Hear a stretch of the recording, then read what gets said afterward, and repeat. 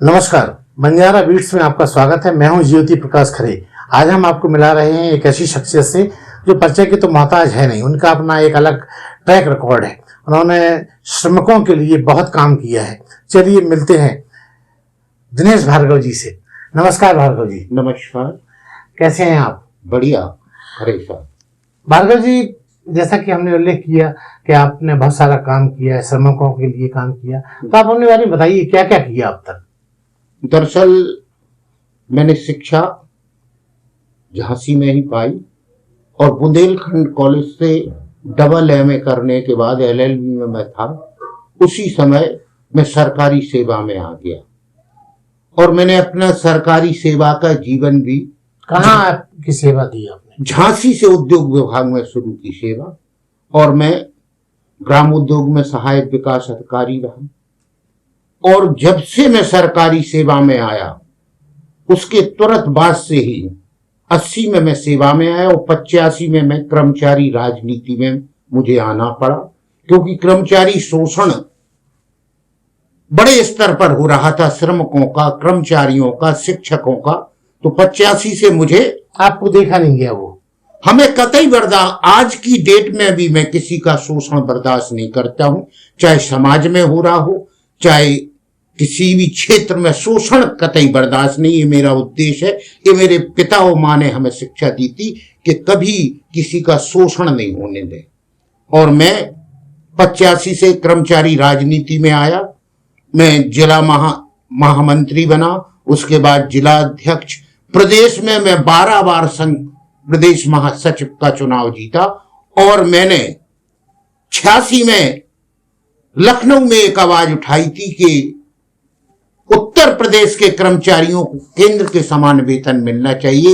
एक कार्य एक वेतन होना चाहिए, चाहे केंद्र हो चाहे राज्य हो, कहीं भी एक वेतन। तो लोगों ने, जो पुराने कर्मचारी नेता थे, वो बड़े हंसे कि भाई जी नया नया लड़का आया, ये कैसी बात कर रहा है, राज्य सरकार और केंद्र का वेतन कैसे एक हो सकता है। और आप ताज्जुब करोगे, 86 में मैं लड़ा उसके लिए। उस समय मैं प्रदेश मंत्री था और हमने विजय पाई और राज्य सरकार के लोगों को केंद्र के समान वेतन मिला। इसके बाद झांसी को हमने नगर निगम हमने बनवाया। उसके लिए हम लड़े कि झांसी की आबादी 5 लाख के करीब है, जो उसकी जनगणना के हिसाब से। तो सरकार ने प्रमोट कर दिया। रविंद्र शुक्ला जी उस समय हुआ करते थे शिक्षा मंत्री। उन्होंने अब किस कारण कराया वो तो वही जानेंगे। उनने झांसी के लिए काम किया, नगर निगम बन गया। लेकिन यहाँ के कर्मचारियों को, यहाँ की जनता को नगर निगम की सुविधाएं नहीं दी गई। न तो नगर निगम की तरह बजट आता था, नगर पालिका टोपी रख दी गई, बस नगर निगम बना दिया गया। वो हमें बर्दाश्त नहीं हुआ कि हम टैक्स नगर निगम की तरह दें, लेकिन सुविधाएं भी हमें नगर निगम की तरह मिलना चाहिए जी। उसके लिए मैंने एक आंदोलन खड़ा किया। लोगों ने कहा जी क्या होता भाई, ये आप बी की बात कर रहे हैं, होता क्या है। मैंने बहुत समझाया कर्मचारियों को। आप ताज्जुब करोगे, मैं विभागों में दरवाजे पे जाकर द्वार सभा करता था अकेला मैं। मेरे साथ एक मिथिलेश दुबे, जो सिंचाई विभाग में प्रशासनिक अधिकारी थे, डेथ हो गई। वे एक ग्यासी लाल जी, और पहुंच जाते थे, 4 लोगों को रोकते थे, उन्हें बताते थे। हर विभाग में जाके ये सभा करते थे। केंद्रीय कार्यालय में BHEL, पारीछा, रेलवे, तब लोगों की समझ में आया। बोले भाई साहब हमारा तो बहुत नुकसान हो रहा है। हमने कहा आप समझिए, हाउस रेंट दुगना होगा, महानगर भत्ता मिलेगा, ये आपका राइट है, लीगल राइट है आपका। सरकार दे नहीं रही, वो आपका लगातार पैसा खा रही। हमने संघर्ष किया और आपको विदित है खरे साहब, आपने तो उस आंदोलन को 20 बार कवर किया। और इतना बड़ा आंदोलन आज तक झांसी में खड़ा नहीं कर पाया कोई। जो आप ताज्जुब करोगे, हमने इलाइट को आधा घंटे रोक के रखा तो अखबारों ने लिखा 144 लागू है, और भार्गव जी ने आध घंटे इलाइट को रोक के रखा। डीएम से कहा उनके ऊपर क्या कार्रवाई होगी। डीएम बोला राज्य सरकार के कर्मचारियों पर मैं कोई कार्रवाई नहीं करता, उनने जो किया है ठीक किया है, तत्कालीन डीएम ने कहा। तो ऐसा होता है, हमें 20 बार फरार होना पड़ा। हम लोग मुकदमे चले होंगे, कई मुकदमे चले, कई बार जेल गए। मैनपुरी जेल में रहा मैं। जब मैं लड़ रहा 94 में आंदोलन में था तो मुझे अरेस्ट कर लिया गया, मैनपुरी जेल जाना पड़ा। और मैनपुरी जेल में उस समय मुलायम सिंह जी की सरकार थी। 20 कई बार सिपाल जी आए, बोले भाई आंदोलन वापस ले लो भार्गव जी, हमने आपका काम राजनीति करना, आप प्रदेश को चलाते, हम तो छोटे लोगों की भूखे पेट की मांग रखते हैं। तो बोले भाई ये तो बड़ा गलत, आपका हो नहीं पाएगा। हमने कहा ठीक है। बोले आप वापस, हमने माफी नहीं मांगी, हमें छोड़ा बाद में सरकार ने कि आप छूट जाइए, आप हलफनामा, हमने कहा हम कुछ नहीं देंगे, आप छोड़ दें। 20 बार हमारे ऊपर लाठीचार्ज हुआ लखनऊ में। तो भार्गव जी, इससे आपके पारिवारिक जीवन पे भी असर पड़ा होगा? क्या है, मेरी पत्नी ने मुझे पूरे जीवन सहयोग दिया। मैंने उनसे कह दिया था कि देखो मैं नौकरी करता हूं आपकी जिद में, मैं नौकरी नहीं करता था, लॉ कर रहा था, मेरी शादी कर दी घर वालों ने। तो पत्नी ने मुझसे कहा कि मेरी इच्छा ये है कि आप नौकरी करें सरकारी। हमने नौकर ना बनाओ। नहीं, बोले मैं अब जब ही आऊंगी जब आप नौकरी कर लेंगे। तो आप ताज्जुब करोगे, उसके कहने के 1.5 माह के अंदर में सरकारी सेवा में आ गया।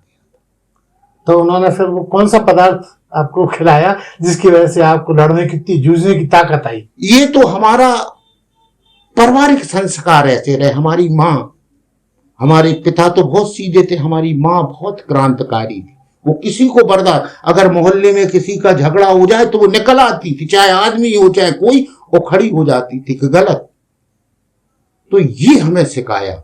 फिर क्या हुआ आगे? आगे ये हुआ, शादी के बाद ईश्वर ने मुझे एक पुत्र एक पुत्री दी। दोनों, हमारा पुत्र जो था उसने ग्रेजुएशन किया और यूपी बॉयज में क्रिकेट खेलता था, बहुत अच्छा क्रिकेटर था। हमारी बेटी ने एमबीए किया ऑस्ट्रेलिया से, आजकल वो बंगलौर में है। बेटा हमारे पास है, रेलवे सेवा में आया, हमने उसकी सेवा से रिजाइन करवा दिया। विशाखापट्टनम, हमने कहा यार तुम अकेले लड़के हमारे, और तुम विशाखापट्टनम, हम झांसी, ये तो नहीं चल पाएगा, आप तो झांसी। वैसे भी आप भी शुरू से नौकरी के मूड में थे? हम भी नहीं थे कतई। तो हमने कहा नौकरी छोड़ो, घर आओ, क्या रखा यार, तुम विशाखापट्टनम में रहोगे, मैं इधर बीमार पड़ा तो कौन विशाखापट्टनम से देखने आओगे। बोली जैसी आप, बहुत आज्ञाकारी पुत्र है हमारा, उसने, आप ताज्जुब करोगे और कोई होता तो नौकरी नहीं छोड़ता। अच्छा, जब आप ये सब कर रहे थे तो नौकरी में भी आप लोगों की किरकिरी बन गए होंगे, क्योंकि नौकरी के साथ ये काम करना बड़ा मुश्किल का मुद्दा है। दरअसल क्या है, ये तो होता ही है और भी संगठन काम, लेकिन जब भी पूरे बुंदेलखंड में आंदोलन, कर्मचारी आंदोलन की बात होती, खरे साहब आप जानते हो, केवल एक ही नाम आता है, दिनेश भार्गव। 50 लोग करते थे, लोग, कई संगठन थे उस समय, हमारे साथ में कई संगठन खड़े हुए थे। तो दरअसल अब जैसे हमने बी का आंदोलन, उसमें भी कई संगठन लग गए, लेकिन नाम किसी, क्या है, हमने उसको, कोई जानता ही नहीं था होता क्या है भी। तो दरअसल कई लोग आते, जब आदमी आगे बढ़ता है तो पैर जितने आगे बढ़ता है उतने अधिक पैर खींचने वाले उसके पीछे आ जाते। ये तो प्रकृति का नियम है। फिर B2 आपने दिलाया और B2 मिला, और लोगों को जब फायदा हुआ, एक कर्मचारी को, 4th क्लास के कर्मचारी को 1000 रुपये माह से कम 1000 रुपये माह का, वो अपर में कम से कम हुआ है 5 से 10,000 रुपये महीने का फायदा है। तब लोगों को समझ में आया कि B2 दरअसल है क्या। फिर आपका सेवा काल, कब आप सेवानिवृत्त? हम 2016 में हमने सेवानिवृत्ति ली। उसके बाद वॉलंटियर रिटायरमेंट लिया? नहीं, वॉलंटियर क्या, मतलब टाइम आ गया था, हमें वेतन आयोग मिल गया था, हमने कहा घसीटना बेकार है, नौकरी सेवा से निवृत्त हो और फिर बुंदेलखंड राज्य की लड़ाई में लड़ो। ये हमें बहुत समय से था, बहुत पीड़ा थी अंदर कि बुंदेलखंड बनना ही चाहिए। तो मैंने बुंदेलखंड मुक्ति मोर्चा का केंद्रीय महासचिव मुझे बनाया गया। तत्कालीन हमारे जो अध्यक्ष थे मुकुंद किशोर गोस्वामी, अभी उनका इंतकाल हो गया, उन्होंने मुझे जबरदस्ती आपको इस काम में आना पड़ेगा, बोले आप जैसा हमें संघर्षशील आदमी चाहिए। तो उन्होंने मुझे उसका केंद्रीय महामंत्री बनाया। उस संगठन से हमारे मुकुंद, अपने ये शंकर लाल मल्होत्रा जुड़े रहे, वो थे सांसद, पूर्व नायक जी, कई बड़े बड़े उस संगठन से जुड़े रहे, बुंदेलखंड की मांग करते रहे। आज मैं अपने आप को गौरवान्वित समझता हूं कि उन महापुरुषों द्वारा जो संगठन खड़ा किया गया उसको मैं कंट्रोल कर रहा हूं। कंट्रोल क्या कर रहा हूं, उसकी सेवा कर रहा हूं। कंट्रोल तो नहीं, मैं सेवा ही कहूंगा। वे सेवा का अवसर दिया, ऊपर वाला की इच्छा यही होगी कि आप इसमें सेवा करें, बिना उसकी इच्छा के कुछ नहीं होता। भार्गव जी, एक महत्वपूर्ण सवाल इन दोनों सोशल मीडिया में वायरल हो रहा है कि बुंदेलखंड अगर बनता है राज्य तो उसकी राजधानी को प्रयागराज बनाया जाएगा। क्या कहना चाहेंगे, क्या आप इस बात को कबूल करेंगे? दरअसल इसका तो विरोध हम करते आए।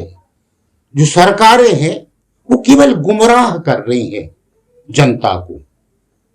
2014 में जो यहां की वर्तमान सांसद थी, लोकसभा चुनाव हुआ, उमा भारती ने कहा था कि अगर बुंदेलखंड के लोग हमें केंद्र में सरकार बनाने भेजते हैं तो मैं वादा करती हूं कि 3 साल के अंदर पृथक बुंदेलखंड राज्य बना दूंगी। उस समय मंच पर माननीय प्रधानमंत्री भी मौजूद थे। उस समय तो वो प्रधानमंत्री नहीं थे, बाद में प्रधानमंत्री, तो मैं कहूंगा माननीय प्रधानमंत्री जी मौजूद थे। मऊरानीपुर में राजनाथ सिंह जी हमारे जो रक्षा मंत्री हैं वो थे वहां मौजूद, उनकी मौजूदगी में का। और हम बुंदेलखंड वासी जवान के पक्के, हमने कहा था हम बुंदेलखंड की 9 सीटें भाजपा को देंगे और 9 के 9 सांसद बुंदेलखंड से जीते, 5 मध्य प्रदेश से, 4 उत्तर प्रदेश से और केंद्र में भाजपा की सरकार बनी। लेकिन वादा पूरा नहीं हुआ। वादा नहीं हुआ पूरा। वादा तो पूरा करना ही पड़ेगा। क्या लगता है इसके लिए आप क्या करेंगे? संघर्ष जारी है हमारा। हम संघर्ष क्या होता है, एक संघर्ष प्रक्रिया होती है। अगर उसको उस प्रक्रिया से नहीं किया गया तो फेल हो जाता है संघर्ष। तो हमारा संघर्ष जारी है निरंतर। हमारा संगठन और भी संगठन कार्य कर रहे हैं। हाँ, बहुत सारे संगठन वो भी कार्य कर रहे हैं। तो क्या ऐसा नहीं हो सकता कि वो सब एक ही छत के नीचे आके जुड़ के काम करें? कहते हैं यूनिटी में दम होती है। दरअसल क्या है, उत्तराखंड बना तो 22 संगठन कार्य कर रहे थे। वहां 22 थे, छोटी सी जगह के लिए 22 संगठन कार्य कर रहे थे। और फिर क्या होता है, जब आग लगती है तो सब भागते हैं। जब बोले एक बार एक बाढ़ आई, तो जब बाढ़ आती है कहीं तो उसी पेड़ पे के सहारे शेर बैठता है, उसी के सहारे बकरी, और एक दूसरे को देखते हैं कि देखो दोनों सुरक्षित हैं, दोनों काम कर रहे हैं। तब स्थिति ये बनेगी सारे संगठनों को आना ही पड़ेगा एक साथ, क्योंकि सबकी एक ही रास्ता है, एक ही मांग है, एक ही ख्वाहिश है, और सब चाहते हैं कि बुंदेलखंड राज्य बने। तो बुंदेलखंड राज्य के लिए आंदोलन धीरे धीरे चल रहा है। अब आप 40 साल हो चुके इस आंदोलन को, 40 साल से चल रहा है। और कितने साल चलेगा? दरअसल क्या है, अब जो है ये पीक पे आ गया था आंदोलन, लेकिन फिर इन्होंने घुमा दिया कि हम प्रयागराज राजधानी बनाएंगे और इसमें हम मिर्जापुर मंडल लेंगे, कानपुर मंडल लेंगे। ये केवल भ्रमित करना है। हमारी मांग है कि बुंदेलखंड जो संस्कृति के हिसाब से, संस्कारों के हिसाब से, भाषा के हिसाब से बुंदेलखंड है, वो बुंदेलखंड होना चाहिए। और सरकार खुद फंसी है। इस सरकार ने जो पूर्व सरकार ने जो बुंदेलखंड पैकेज दिया था, उसमें जो क्षेत्र था हम उसी को बुंदेलखंड मान रहे थे। बुंदेलखंड तो बड़ा था। छत्रसाल के राज्य में लिखा, उनके राज्य के कवि जो थे उन्होंने लिखा कि इते चंबल उते नर्मदा, इते धसान उते टोंस, और 76 साल से लड़न की रही न काऊ। लेकिन जब बुंदेलखंड पैकेज बनाया तो उन कुछ जिलों को निकाला, उत्तर प्रदेश के 7 जिले लिए और मध्य प्रदेश के 7 जिले लिए। कुछ तहसीलें हैं मध्य प्रदेश की, जैसे हमारी ये करेरा है, चंदेरी है, ये तहसीलें हैं, और एक लाहर है। तो हम उसी को बुंदेलखंड मानते हैं। हमने कहा ठीक है, आप कह रहे बुंदेलखंड ये है, हम कह रहे ठीक है यही है बुंदेलखंड, तो आप उसको। लेकिन जब राज्य बनाने की बात आई तो आप बोले हम तो बोलेंगे प्रयागराज को, और आपको ताज्जुब करेंगे बुंदेलखंड का शोषण सदैव प्रयागराज ने किया है। चाहे आदमी पैदा हो तो प्रयागराज जाओ, चाहे बेसिक शिक्षा हो तो प्रयागराज जाओ, माध्यमिक शिक्षा हो तो प्रयागराज जाओ, मर जाओ तो लास्ट में डबली में फिर प्रयागराज जाओ। बुंदेलखंड का सारा आदमी प्रयागराज से ही शोषित होता आया, फिर उसको हमारे ऊपर बैठा ली दे रहे। वो तो एक बट वृक्ष है, उसके नीचे बुंदेलखंड नहीं पनप पाएगा, वो नहीं पनपने देगा। तो बुंदेलखंड है ही नहीं, वो न वहां की भाषा है, न संस्कृति है, न संस्कार है। बुंदेलखंड जैसे, तो उससे बुंदेलखंड से, मिर्जापुर से बुंदेलखंड से क्या मतलब। तो अब क्या आपका एक्शन क्या है तुरंत वाला? तुरंत वाला एक्शन ये है कि हम लिखते हैं एक कॉलम, आपने पढ़ा हो, दर्दे बुंदेलखंड।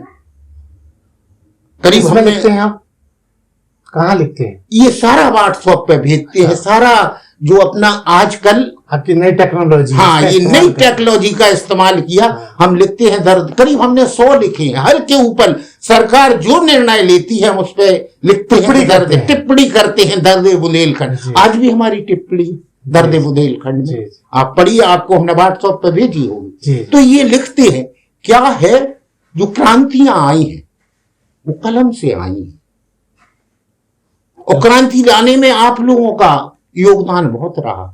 पहले तो था अखबार का सिस्टम था, अब ये सिस्टम जो इलेक्ट्रॉनिक्स आया इसका बहुत बड़ा महत्वपूर्ण है। अगर इलेक्ट्रॉनिक्स मीडिया पे कुछ आ जाए तो सरकार के हाथ पैर फूलने लगते, वो तुरंत कहती इसको बंद करो, इस पे बैन लगाओ। वो जानती है कि अब इस इलेक्ट्रॉनिक विस्तार जल्दी होता है, हाँ, जल्दी खबर का विस्तार होता है। पहले तो चिट्ठियां लिखा करते थे लोग, चिट्ठियों के माध्यम, लेकिन अब जो टेक्नोलॉजी आई है उसका फायदा अगर सरकार उठाएगी तो हम लोग भी उठाएंगे। टेक्नोलॉजी कोई सरकार की थोड़ी, वो तो जनमानस के लिए वगैरह सब सीख लिया। हाँ, सब सीखना पड़ा, मजबूरी थी, मजबूरी में सीखना पड़ा, क्योंकि हमें आंदोलन चलाना था। भार्गव जी, आज की स्थिति में आप देख रहे हैं कि बुंदेलखंड, जैसा हमने अभी उल्लेख किया था कि बहुत सारे लोग हैं, क्या लगता है सब लोग उतनी शिद्दत से करेंगे तो हो पाएगा, या ये अभी और 40 साल लग जाएंगे? नहीं, शिद्दत से करेंगे तो कोई कार्य कठिन नहीं होता है, सब कार्य हो जाते हैं। लेकिन हम ये बताएंगे जो जनप्रतिनिधि हैं यहाँ के, वो बुंदेलखंड के नाम पे तो जीतते हैं, लेकिन जैसे ही बुंदेलखंड, या तो मैं समझ में नहीं आता, या तो इनका जनाधार नहीं है, ये समझते हमारा जन आधार नहीं है, हम तो पार्टी के वजह से जीत रहे, इसलिए पार्टी से। लेकिन आपको बताएं कि हमारे एक सांसद ने, चंदेल ने उठाया, कहा कि बुंदेलखंड में, कहेंगे लोग, अंततः इन्हें कहना पड़ेगा, आए सब बुंदेलखंड के नाम पे ही। तो आप भी जानते हैं, चाहे सांसद हो चाहे विधायक हो, आप ताज्जुब करोगे केवल इस उम्मीद में कि उत्तर प्रदेश की 19 सीटें हमने 19 पे भाजपा जिता दी कि ये बुंदेलखंड बनाने की बात करती। तो ये बनाना तो पड़ेगा। अब सरकारें अगर ऐसी होती हों, सरकार के ऐसे ही लोग हों, जैसा कि आपने उल्लेख किया था कि उमा जी ने वादा किया था, तो क्या उनको अभी स्मरण नहीं कराया गया इन दिनों? क्योंकि अब तो सरकार केंद्र में भी है, उत्तर प्रदेश में भी है। मैंने कम से कम प्रधानमंत्री, राष्ट्रपति और राज्यपाल, मुख्यमंत्री, मैं लेटर लिखता हूं, मैं कम से कम 50 लेटर लिख चुका हूं कि आपका वादा ये है, और उन्हें भेजता हूं। जवाब आता है? जवाब आता, एक दो उनका जवाब आया कि ऐसा नहीं है, आपका पत्र मिला। ये गोल मोल बात करते कि इनका काम ही गोल मोल बात करने वाले लोग ही है ये। भार्गव जी, जैसा आपने अभी बोला कि भाजपा सरकार या उनके नुमाइंदे वादा खिलाफी जिन्होंने आपके बुंदेलखंड पृथक राज बनाने में की है, तो आपको क्या लगता है ऐसी कौन सी सरकार से आप उम्मीद कर सकते हैं?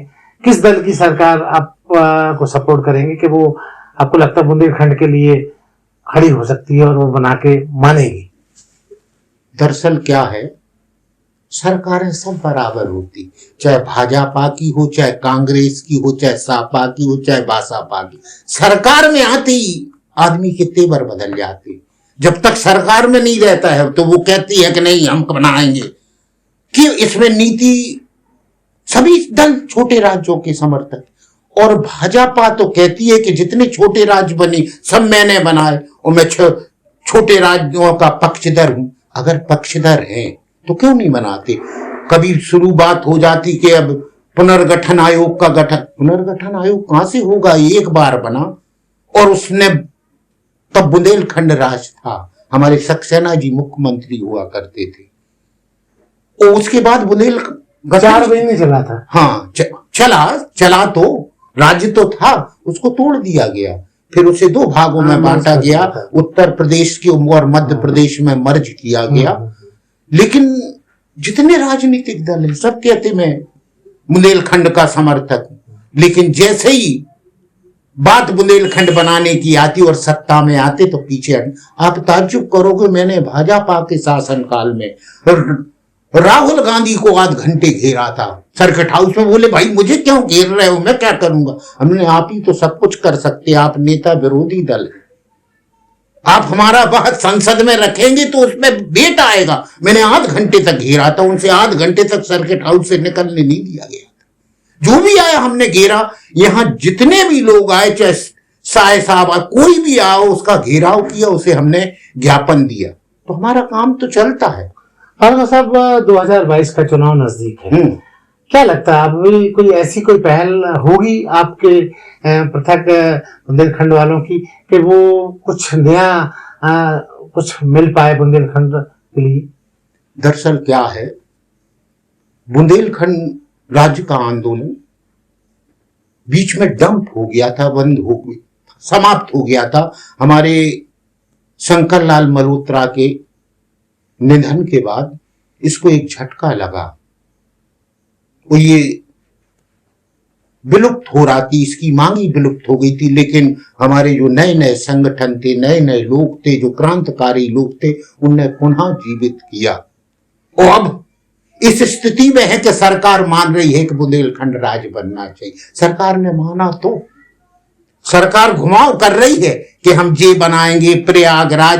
अरे तब तुम प्रयागराज को इसमें ले सकते हो, इधर से मिर्जापुर मंडल ले सकते हो, इधर से कानपुर मंडल ले सकते हो, तो बुंदेलखंड के मध्य प्रदेश के मंडल नहीं ले सकते। सारा पावर होता है प्रधानमंत्री के पास, संसद के पास, उसके धारा 3 में सारे राइट्स प्रधानमंत्री के पास हैं। किसी भी राज्य का नाम बदले, किसी भी राज्य को किसी भी राज्य में तोड़ के मिलाए, किसी भी नए राज्य को सृजित करे, ये सारा पावर है आपके पास। क्या भार्गव जी ऐसा हो सकता है कि आप या आपके और जो पृथक बुंदेलखंड की बात करने वाले दल है वो इलेक्शन लड़े और उसके बाद संसद में जाके अपनी बात कहें?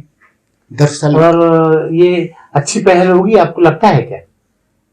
दरअसल क्या है, मैं तो राजनीति से दूर रहता हूं। मेरा शौक ये है कि लोगों को जो उसके राइट्स हैं वो मिले। हम ना कभी इस बात को मानते हैं कि संसद जाएं, विधानसभा जाएं, जाते हैं जो लोग जाएं, लेकिन वो याद रखें कि हमें बुंदेलखंड बनाना। अभी कुछ लोग अपने आप शुरू हो जाते हैं कि हम बुंदेलखंड के प्रतिनिधि लड़ रहे हैं। इससे क्या होता है, इससे आंदोलन और पीछे जाता है। जब वो वोट नहीं आते हो, उनके उस स्थिति में नहीं होते हो कि अच्छा प्रदर्शन करें, तो ये संदेश जाता है कि यार भैया देख रहे बुंदेलखंड पे लड़े, उनके कोई वोट ही नहीं आए। तो दरअसल सारे संगठन बैठ के और एक संयुक्त रूप से अपना प्रतिनिधि लड़ाए तो लड़ सकते हैं हम इलेक्शन। पहले हमें बुंदेलखंड बनाना है, राजनीति तो बाद में होती है। थर्ड है। भार्गव जी बुंदेलखंड की मांग जैसा आप बता रहे कई दशकों से चल रही है, इसकी जरूरत क्या है? आपने खरे साहब बहुत अच्छा प्रश्न किया कि बुंदेलखंड की जरूरत क्या है। आपको मैं बता दूं, दरअसल चाहे उत्तर प्रदेश सरकार हो चाहे मध्य प्रदेश सरकार हो, ये जो है ये बुंदेलखंड की खनिज संपदा और वन संपदा का दोहन कर रही है। आप देखते हैं यहां मैंने होश संभाला में यही पैदा हुआ, जार पहाड़ हुआ करता था पूरी खोद को, इतनी पहाड़ तोड़े गए, इतना खनन हुआ, इतनी मुरम खोदी गई पहाड़ी की पहाड़। और लोग, आप ताज्जुब करोगे, मैंने देखा उस समय यहाँ 70 क्रैशर थे, लोग आए थे और क्रैशर लगाया, बाद में वो गाड़ियों करोड़पति हो गए सारे और चले गए यहाँ बुंदेलखंड का पत्थर बेच के। तो ये ऐसी वन संपदा का होता। अब ये जो वन संपदा इतनी है बुंदेलखंड में कि आप उसकी सारा जो राज्य है केवल इसके से चल जाएगा, वन संपदा और खनन से। उत्तर प्रदेश सरकार का 20 से 25% जो बजट है वो बुंदेलखंड के खनन व इससे चलता है। ऐसे ही मध्य प्रदेश सरकार का चलता है और हमें देते क्या? सकल बजट का हमें 1.5-2% भी नहीं मिलता है। ये स्थिति है हमारी। बोले खाना हमारी माँ बना रही है, हाथ हमारी माँ के जल रहे हैं और खाना खा रहा है दूसरा, हमें नहीं खिलाया जा रहा। हमें तो ये कह रहे कि नहीं भाई एक रोटी है आधी आधी खा लो। ये कहाँ का न्याय है? इसको हम कब तक बर्दाश्त करेंगे? आपको बता दें बुंदेलखंड राज्य बनने से सबसे ज्यादा बेरोजगारी अगर कहीं है उत्तर प्रदेश में तो बुंदेलखंड में है। आप ताज्जुब करोगे 87% लोग बेरोजगार हैं। और आप अभी जाएं ग्रामीण क्षेत्र में, आप तो जाते रहते होंगे, स्थिति ये हो गई बुंदेलखंड में कि ग्रामीण क्षेत्र में अगर परिवार में 4 लड़के हैं तो एक की शादी करने के लिए उसका बाप पैसा खर्च करने तैयार है यार कि एक ही की शादी हो जाए। कोई जा ही नहीं रहा, कोई रोजगार नहीं है उनके पास, उनको ना तो सरकारी सेवा है ना कोई रोजगार है। तो ये जो आप इसका प्रत्यक्ष में उदाहरण बता रहा हूं। स्वतंत्रता के बाद 21 विधान, एक बार मुझसे पूछा उधर के आप कैसे कह रहे, 21 विधानसभाएं थी इधर और 2010 के जनगणना के बाद 19 रह गई। इसका मतलब यहां से 20 से 25 लाख लोगों ने पलायन किया जी। कहीं नहीं हुआ ऐसा विश्व में। आप कहीं बता दें कि जब 21 विधानसभाएं थी और 2010 के बाद 19 हो गई। इसका मतलब पलायन हुआ है। यहां से पलायन, यहाँ की आत्महत्या, यहाँ की भुखमरी, यहाँ की अन्ना प्रथा, ये तभी रुक सकती है जब बुंदेलखंड राज्य बनेगा और यहाँ के बेरोजगार को रोजगार मिलेगा। सारे सरकारी विभाग यहाँ होंगे, नई नई कंपनियां आएंगी। बहुत है इधर, आने नहीं देते लोग, ये कोशिश ही नहीं करते हैं कि यहाँ आए। उन्हें इतनी सुविधाएं नहीं देते हैं कि वो यहाँ के अपने उद्योग स्थापित करें। तो यहाँ की बेरोजगारी, यहाँ का पलायन, यहाँ की भुखमरी केवल और केवल बुंदेलखंड राज्य बनने के बाद ही समाप्त हो सकती है। इसका कोई और दूसरा रास्ता ही नहीं है। सरकार कितने ही कहती रहे कि हम रोजगार दे ही नहीं सकती सरकार रोजगार। मानका जी, एक आपका एक ट्रेडमार्क है कैप। हाँ। ये मुझे सवाल थोड़ा चटपटा याद आया। इसका क्या रहस्य है? आप वर्षों से मैं देखता हूँ ये कैप आप लगाते हैं, इसके कैप के अंदर का क्या रहस्य है? दरअसल क्या है, स्टूडेंट लाइफ में एक शौक होता है लोगों को। तो मैं ग्रेजुएशन जब कर रहा था तो मैं कैप लगाता था। हालांकि आप स्मार्ट दिखते हैं। नहीं ऐसा नहीं। मैं कैप लगाता था। एक बार मैं कैप लगा के डीएम साहब से मिलने गया। बोले आप स्टूडेंट था, बोले आप कैप लगा के डीएम साहब के पास आए। अच्छा। हमने कहा कैप लगाने का राइट कहाँ लिखा कि नहीं लगा सकते हम, और डीएम से मिलने में नहीं लगा सकते। अरे हमने कहा हम लगाते हैं, हमारा शौक है, हम कैप लगाते, हम कैप लगाई थे आपसे। अब ये प्रश्न हमसे अखिलेश जी से मिले जब मुख्यमंत्री थे, सर्किट हाउस में उन्होंने भी कहा था। कहने लगे आप सरकारी नौकर हैं B2 के लिए। जब मैं मिलने गया और बोले आप कैप लगाए, मुख्यमंत्री के सामने हेड लगा के बात कर रहे हैं। हमने कहा ये ड्रेस कोड कहीं नहीं लिखा है कि मुख्यमंत्री से जब मिले तो ये ड्रेस कोड होना चाहिए। मैंने कहा मेरा है। आजम खां से जब हमारी बात हुई, कमिश्नर साहब की यहाँ मीटिंग चल रही थी, सारे नेता मौजूद थे, चंद्रपाल दीप ने, तब मैं जैसे ही गया उनके पास, ये आदमी जीन्स बनियान और लगाए कैप। बोले यार आप सरकारी नौकरी में हैं? हमने कहा जी साहब मैं सरकारी नौकरी में हूँ, आपके प्रदेश सरकार की सेवा करता हूँ। बोले कहाँ फंस गए यार भार्गव जी, कहीं चले जाते हो? आप तो हॉलीवुड स्टाइल के लगते, हॉलीवुड में होना चाहिए आपको। हमने साहब ये हॉलीवुड बॉलीवुड का तकदीर का खेल है। हमारी तकदीर है कि हम आपके सरकारी विभाग में, आपकी तकदीर है आप यहाँ बैठे, मेरी तकदीर है मैं खड़ा हूँ। हमने कहा ये किसी के बस में नहीं है। तो बहुत हंसी। हालांकि उन्होंने जो टिप्पणी की थी उससे आपको लगा तो अच्छा होगा। नहीं लगता तो अच्छा है, ये वो लोग बोलते हैं। और आजम खां साहब की तो आदत थी, वो बोलते जरूर थे, कुछ ना कुछ उन्हें बोलना है। वो एक मस्त, उस समय मस्त किस्म के थे और तेज तर्राट मिनिस्टर थे, मुलाकात हुई। ये कैप आप कब से लगा रहे हैं, कितने बरस हो गए? मैंने ये कैप लगाना शुरू किया था सन 78 में, 78। तो आपकी शादी हो गई थी? हाँ, मेरी 80 में शादी हुई, 78 में लगाया। जब मैं कैप लगाता था बाल बड़े बड़े थे मेरे, शादी में तो नहीं लगाई। फिर उसके बाद क्या हुआ, शौक था शादी में, फिर आपने वो मुकुट, वो तो सभी लगाते हैं, वही कैप है। तो ये बहुत पुराना हाँ, आपका शौक है। हाँ, शौक। और क्या क्या शौक है? बस हमारा शौक यही है कि सुबह घूमना, इसमें नागा नहीं हो सकता। पार्क में मैं चाहे पानी गिरे चाहे आग गिरे, पानी गिर रहा तो छाता लेके पहुंच जाऊंगा। और दोस्तों में बैठना, दोस्तों से बातें करना, प्रसन्न रहना। अपना तो ये है कि मस्त रहते हैं, मलार गाते हैं, ना किसी को उधार देते ना किसी का उधार खाते, मस्त रहते हैं बस जीवन। अब मैं मूल रूप से तो वैसे तो मैं 65 साल का हो गया, लेकिन लगते नहीं है, लेकिन मैं उस हिसाब से 67 साल का हूँ। हाई स्कूल के हिसाब से मैं 65 का हूँ, वैसे 67 का हूँ। और अच्छा, उसमें गड़बड़ है। अब वो तो क्या होता, पहले माँ जाती थी, पढ़ी लिखी होती नहीं थी, अच्छा। पकड़ के ले गई प्राइमरी में, हाथ में, मास्टर साहब जी जाको नाम देख दो। उनने कही कितनी, आप देखना जितने पुराने मिलेंगे सबकी डेट ऑफ बर्थ जुलाई होगी। बोले जुलाई क्यों होती थी? जुलाई में स्कूल खोलते थे। माँ पकड़ के ले गई, कोई कॉन्वेंट तो थे नहीं, गई थी नगर पालिका वाले। उनने पूछा कहा है कितना लिख दे बहू, या बेटा कितना है उम्र मोड़ा की? कहने माँ साहब जी अब आप ही जानो। सुनने जुलाई की कौन डेट निकाली और ठोक दिया हिसाब से, तो जुलाई के बहुत मिलेंगे आप। भार्गव जी, हमारा बंजारा बीट चैनल एक इंफॉर्मेशन देने वाला एकेडमिक चैनल है। इसके लिए, इस चैनल में बंजारा बीट के दर्शकों के लिए आप अपनी तरफ से यूथ के लिए, नई पीढ़ी के लिए क्या संदेश देना चाहेंगे? दरअसल बंजारा बीट मैं भी देखता हूं, बहुत अच्छा। एक तो क्या है, जो ये खबर लाता है और जो खबर बनाता है उसका कुछ सार्थकता होती है उसमें, और जहां सार्थकता हो वहां युवाओं को जुड़ना चाहिए। खामो खा के जहां कोई किसी काम का कोई अर्थ नहीं, बोले हैं इसका कोई अर्थ थोड़ी, जहां से कुछ प्राप्त हो रहा हो तो बंजारा बीट से युवाओं को जुड़ना चाहिए। युवाओं को, सभी को जुड़ना चाहिए, खासतौर से युवाओं को, उन्हें अच्छी जानकारी मिलेगी। मैं तो कहूंगा सारे वर्ग और आयु को इससे जुड़ना चाहिए। ये अच्छी आपकी पहल है, और ईश्वर चाहेगा तो ये देश, बंजारा बीट देश का सबसे अच्छा चैनल होगा जो सोशल मीडिया पे अपना नाम करेगा, ये तय है।